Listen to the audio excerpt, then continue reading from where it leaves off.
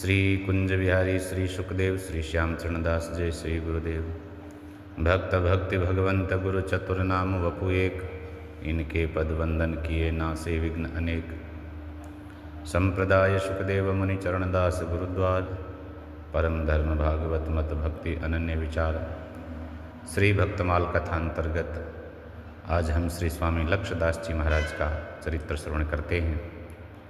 हरियाणा के रेवाड़ी गांव में किशोरदास नाम के एक धनी वैश्य रहते थे। संवत 1791 में कार्तिक शुक्ला नवमी को उनके घर में पुत्र रत्न जन्मा, जिसका नाम रखा परमानंद। परमानंद को किशोरदास जी ने पढ़ा लिखा करके सब प्रकार से योग्य बनाना चाहा, पर परमानंद की प्रारंभ से ही रुचि भगवत भजन में थी। पढ़ाई में उनका मन नहीं लगा। कुछ बड़ा होने पर वह संतों का संग करने लगा। रेवाड़ी में ही आचार्य महाप्रभु श्री महाराज चरणदास जी के शिष्य श्री आत्मराम इकंगी जी आया करते थे, जिनका जयपुर में 12 गणगौर मोहल्ले में आश्रम था आत्मकुंज नाम से। तो परमानंद उनका संग किया करता और उनसे प्रभावित होकर के उसने विरक्त वेश देने की प्रार्थना करी। उन्होंने वेश देकर के उनका नाम रखा लक्ष्यदास। कहते हैं लक्ष्यदास जी ने गुरुजी से पहला प्रश्न यही किया था कि गुरुदेव, मनुष्य जीवन का लक्ष्य क्या है? तो प्रारंभ में ही लक्ष्य पर ध्यान केंद्रित होने के कारण और जीवन का सर्वोच्च लक्ष्य जानने की जिज्ञासा के कारण गुरुदेव ने उनका नाम लक्ष्यदास रखा और लक्ष्यदास जी ही लक्ष्यदास कहलाए। गुरुजी ने प्रश्न का उत्तर दिया कि मनुष्य का लक्ष्य है श्री कृष्ण की प्राप्ति और श्री कृष्ण का लक्ष्य है श्री राधा, इसलिए मनुष्य का परम लक्ष्य है श्री राधा। तभी से लक्ष्यदास जी जयपुर में आत्मकुंज में गुरु स्थान में रहकर गुरुजी की सेवा और सखी भाव से श्री राधा जी की उपासना करने लगे। संवत 1823 में श्री आत्मराम जी धाम गमन किए और लक्ष्यदास जी आत्मकुंज के महंत हुए, पर महंताई का कार्यभार उन्होंने शिष्य सेवकों पर छोड़ करके स्वतंत्र रूप से आत्मकुंज के पास में ही एक गुफा में रहकर भजन करते रहे। वे राधा कृष्ण की अष्टयाम लीलाओं का चिंतन करते करते सिद्ध हो गए। उन्हें नित्य नई नई लीलाओं के प्रत्यक्ष दर्शन होने लगे और उन्होंने उन लीलाओं का अपने पदों में अपनी वाणी में फिर वर्णन किया। दर्पण ले रिजवार पियारो प्यारी को करत सिंगार। श्री ठाकुर जी श्री प्रिया जी का स्वयं श्रृंगार कर रहे हैं तो वर्णन करते हैं। शीश फूल पर सुघर चंद्रिका सिर सारी जरतार, कुंडल लोल कपोलन झलकत अलकें घूंगरवार, बेणा बेंदी रुचिर भाल पर मृग मद तिलक सुधार, दंपति रूप बिलो की मुकर में प्रिया भई उरहार, लक्ष्यदास बिबिचंद वदन लखी आनंद बढ़्यो अपार। श्री प्रिया जी का श्रृंगार श्री ठाकुर जी स्वयं कर रहे हैं और संपूर्ण सर्वांग श्रृंगार जब संपन्न हो जाता है तो प्रिया प्रीतम दोनों के इस अलौकिक सुंदर स्वरूप को श्री लक्ष्यदास जी महाराज कहते हैं बीबी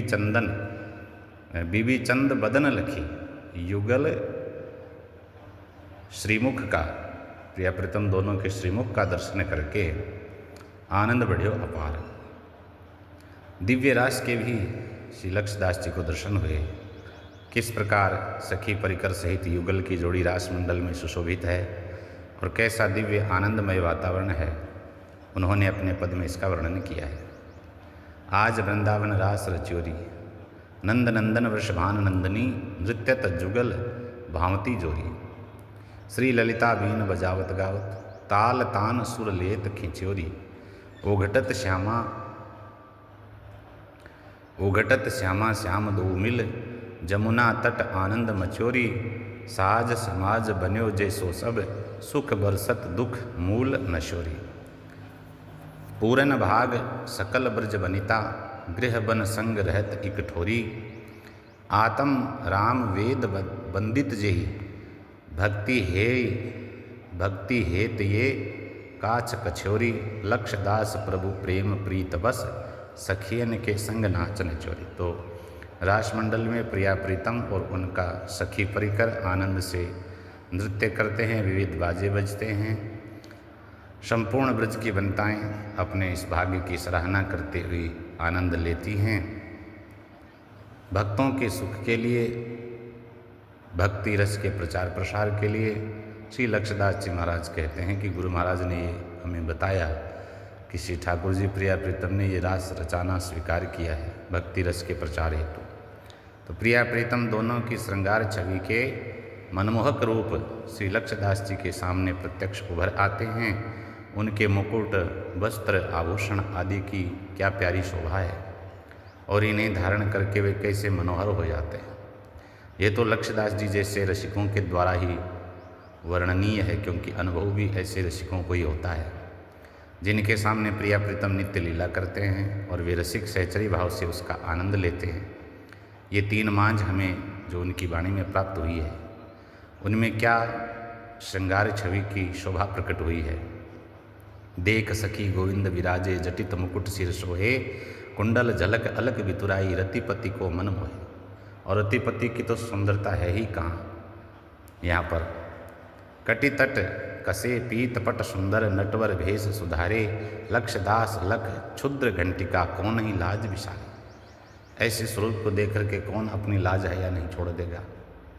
बांको मुकुट चंद्रिका बांकी, बांकी खोर बनाए, बंक रुचिर कुंडल मकराकृत, बंक अलक बिथुराए, बंक नयन चितवन कर बांकी, निरखो बंक बिहारी, लक्ष्यदास उर्बरनी बांकी, आन गढ़ी उनियारी। यह उनका प्रिय प्रीतम का दोनों का स्वरूप वर्णन है।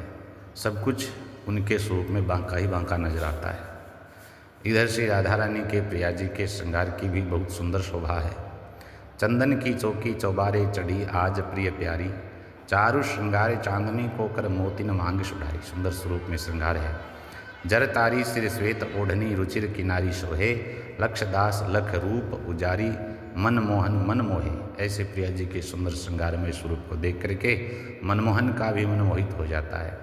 तो इस दिव्य श्रृंगार छवि का वर्णन रास में सखियाँ आपस में करती है, वार्ता करते हुए एक दूसरी सखी से। जयपुर के महाराजा सवाई प्रताप सिंह लक्ष्यदास जी से बहुत प्रभावित थे। उन्होंने उन्हें एक जागीर देने का प्रस्ताव रखा। लक्ष्यदास जी ने उस जागीर को स्वीकार नहीं किया। तो प्रताप सिंह ने इनकी ये त्यागमयी वृत्ति का परिणाम माना, और उन्होंने इसका सही मर्म तब समझा जब वे एक बार गर्मी के समय में उनके दर्शन करने गए। गुफा के सामने जाकर बैठते ही उन्होंने अनुभव किया कि गुफा के चारों ओर मंद मंद शीतल हवा बह रही है और एक अलौकिक सुगंध सारे वातावरण में फैली है। वो शीतलता, वो सौरभ इतना अलौकिक चमत्कारिक है, मन और प्राण को एक अलौकिक आनंद से परिपूर्ण करता है। तो लक्ष्यदास जी उस समय चिंतन में वृंदावन की दिव्य लीला का साक्षात्कार करने के पश्चात अर्धबाही अवस्था में बैठे थे, इसलिए किसी अंश में वृंदावन का दिव्य वातावरण ही वहाँ प्रकट हो गया था। और महाराज प्रताप सिंह स्वयं एक अनुभवी भक्त थे। वो समझ गए कि जिस जागीर का लक्ष्यदास जी को हम प्रस्ताव कर रहे हैं, लक्ष्यदास जी जिस जागीर को भोग रहे हैं उसकी तुलना में हमारी जागीर तो कितनी तुच्छ है, कुछ भी नहीं है। जयपुर के तमीजी सरदार श्री लक्ष्यदास जी के प्रति बड़ी श्रद्धा रखते। कभी कभी उनके बुलाने पर उनके घर जाते।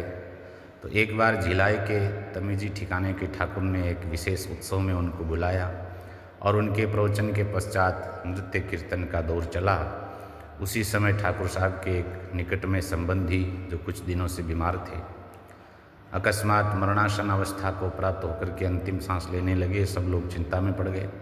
लक्ष्यदास जी ने कहा, आप लोग चिंता न करें, जहाँ मंगलमय प्रभु का मंगलमय नाम ध्वनि चल रही है वहाँ अमंगल नहीं होगा।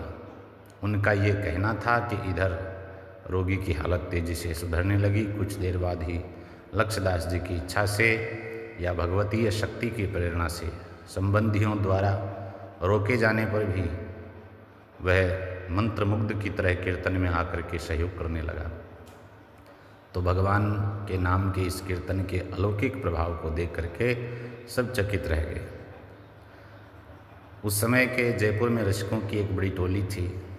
उसमें श्री किशोरी अली जी, नूपी by ji, अखेराम ji, Kushali by जी, लक्ष्यदास जी, उन्हीं के गुरु भाई मानदास जी, जयदासी जी, बंसी अली जी के स्थान लाडली जी के मंदिर में राधाष्टमी के उत्सव पर उनका जमघट हुआ करता, सब रसिक लोग इकट्ठे होते और इन सभी रसिकों की श्री राधा जी में और वृंदावन धाम में अनन्य निष्ठा थी। सभी ने श्री राधा, श्री वृंदावन और निकुंज रस पर सुंदर कोमल कांत पदावलियों की रचना करी। इन उत्सवों में सभी अपने अपने पदों का गान करके एक अपूर्व राधा रसार्णव की सृष्टि करते थे। लक्ष्मणदास जी भी श्री राधा और वृंदावन संबंधी रचनाएं गाते। वे कहते कि वृंदावन रस का अधिकारी वही है जिस पर श्री राधा की कृपा हो। बिना श्री राधा की कृपा के वृंदावन का रस का कोर भी नहीं मिलता। उनकी कृपा से वृंदावन वास मिलता है। उनकी कृपा से राधा गोविंद नाम, यमुना जल का पान, बंसी बट की छाया, ये सब उन्हीं की कृपा से प्राप्त होते हैं। और ऐसे जो व्रतधारी रसिक होते हैं वो तो अत्यंत बड़भागी होते हैं। जो हो कृपा बिहारिन की तो वृंदावन रस चाखे, जमुना तट बंसी बट बस कर राधा गोविंद भाखे।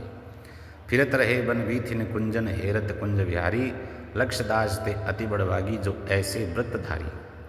तो जहाँ सब कुछ श्री राधा है, नगर नाम धाम सब कुछ राधा में है, उसी को उन्होंने वृंदावन माना है। उपासना तो श्री राधा जी की है ही है। श्री राधा को नगर बन, नगर सबे राधा को, राधा को धाम नाम जाको वृंदावन है। श्री राधा की उपास जहाँ रास और विलास सदा, सहजे प्रकाश शोभा सुख को सदन है। लक्ष्यदास वास लहे कृपा अवलोक रहे, गहे पन यहे श्यामा श्याम प्राण धन है। महारानी श्री बिहारी न राजा है बिहारी लाल, रूप उजियारो प्यारो नंद को नंदन है। सब कुछ श्री राधा में है और वही श्रीधाम वृंदावन है। श्रीधाम वृंदावन में उनकी अद्वितीय निष्ठा बहुत सराहनीय है। निजधाम वृंदावन जहाँ प्रिय प्यारी का विहार है, वही हमारा और उनका हमारे रसिकों का घर है। निज वृंदावन वास हमारो, जहाँ कृष्ण बनवारी, गोपी सहस्त्रन संग विराजे स्वामिनी राधा प्यारी। संत सखा अर ग्वाल बाल सब निरख हरस गुण गावे, लक्ष्यदास सोई जन बड़भागी श्री बनवासा पावे। जो ऐसे श्रीधाम वृंदावन में वास प्राप्त करता है वह अत्यंत बड़भागी है। तो श्रीधाम वृंदावन और वहाँ से जुड़े हुए प्रत्येक अंग में कैसी विलक्षणता है, कैसा टेढ़ापन है, बांकापन है। रसिक जनों को ये बांकापन बहुत भाता है। एक तो बांके के उपासी होने से वे स्वयं बांके हैं, दूसरे सामान्य जन के लिए इस बांके मार्ग पर चलना वैसे ही कठिन है। तो वे तो संसार के विषयों के बांके घुमावों पर दौड़ रहे हैं, जो उन्हें काम क्रोध मोह आदि घुमावदार गलियों में उलझा रहे। और बांके के उपासी अर्थात भगवत भक्त प्रेम मार्ग पर आनंद के घुमावों पर पग पग पर दिव्य रस का आस्वादन करते हैं। इसलिए उनकी वाणी है, बांको धाम नाम वृंदावन बांके ब्रज के वासी, बांको इष्ट बिहारी बांके बांके संत उपासी। बांकी रहन गहन अति बांकी, राव रंग समझाने, बांकी भक्ति अनन्य निरंतर लक्ष्यदास सोई मन माने।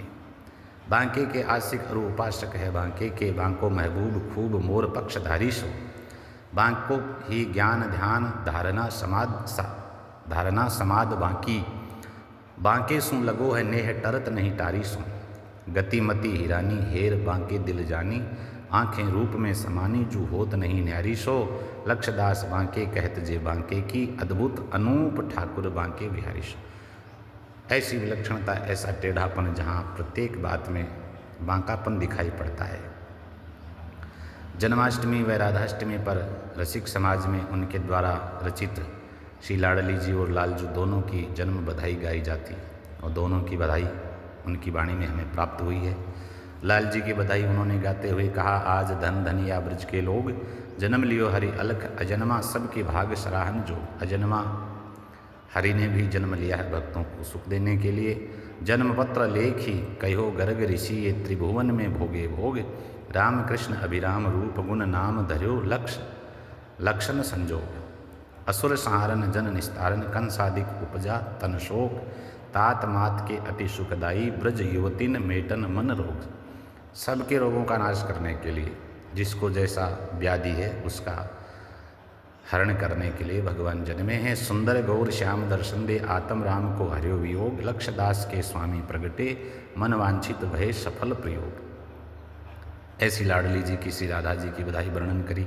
कीरत सुता प्रगटत ही गए दुख द्वंद, सकल सखी मिल मंगल गावे, निरखत मुख सुख कंद। कीर्ति मैया के जब श्री राधा रानी प्रकट हुई है तो सभी सखियाँ मंगल गाती हैं।